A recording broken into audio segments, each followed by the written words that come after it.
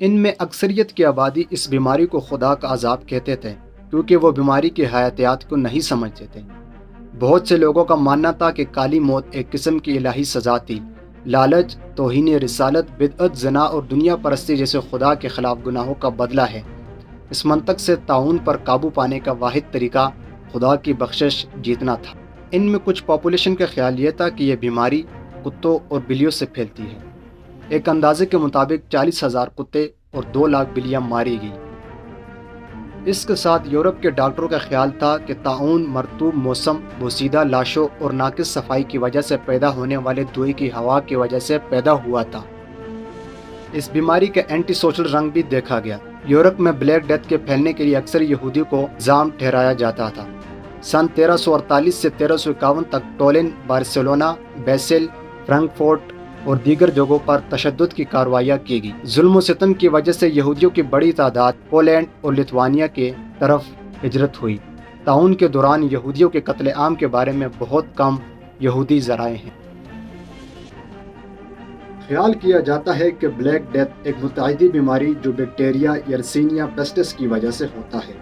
ممکنہ طور پر یہ بیماری چوہوں سے انسانوں میں متاثرہ فلیا کے کاٹنے سے منتقل ہوئی تھی۔ الیگزینڈر یرسن وہ شخص جس نے طاعون کی ذمہ دار بیکٹیریا دریافت کیا۔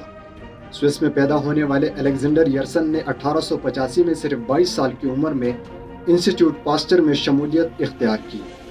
اس نے ہانگ کانگ میں طاعون بیسلس دریافت کیا۔ ایک شاندار سائنسدان، وہ بہت سے شعبوں میں ایک ایکسپلورر اور علمبردار بھی تھا،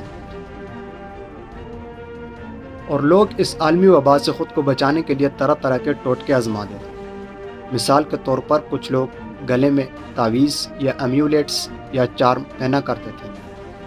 چارم دراصل اچھی قسمت کو اپنی طرف متوجہ کرنے کے لیے پہنا جاتا تھا، جبکہ تعویذ یا ایمیولیٹ خطرے سے تحفظ فراہم کرتا۔ اس کے ساتھ پومینڈرز امبر کا سیب عطر کے لیے بنائی گئی ایک گیند ہے۔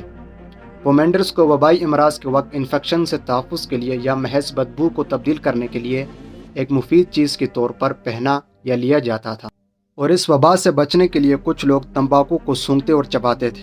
طاعون کے ڈاکٹروں نے ایک خاص قسم کا ماسک پہنا ہوا تھا جس کی چونچ جڑی بوٹیوں، عطروں اور مصالحوں سے بھری ہوئی تھی، جس کا مقصد ہوا کو پاک کرنا تھا، جسے ڈاکٹر متاثرہ مریضوں کے قریب سانس لے پاتے تھے۔ شاندار قسم کے ٹوپی کے ڈیزائن نے اس کو بطور ڈاکٹر شناخت کرنے میں مدد کی۔ طاعون نے اپنا راستہ اختیار کیا اور 1350 کی دہائی کے اوائل تک تقریباً ختم ہو گیا، اور تقریباً 200 ملین انسان اس وبا کے لقمہ اجل بنے، لیکن وبا برقرار رہی۔ بحیرہ روم کے علاقے یورپ میں 18ویں صدی تک، افریقہ میں 19ویں صدی تک، جبکہ اسلامی دنیا اور سلطنت عثمانیہ کی ترقی، طبی علم اور صفائی کے جدید نظام نے اس مسئلے کو کم کر دیا۔ بہرحال یہ مکمل طور پر ختم نہیں ہوا۔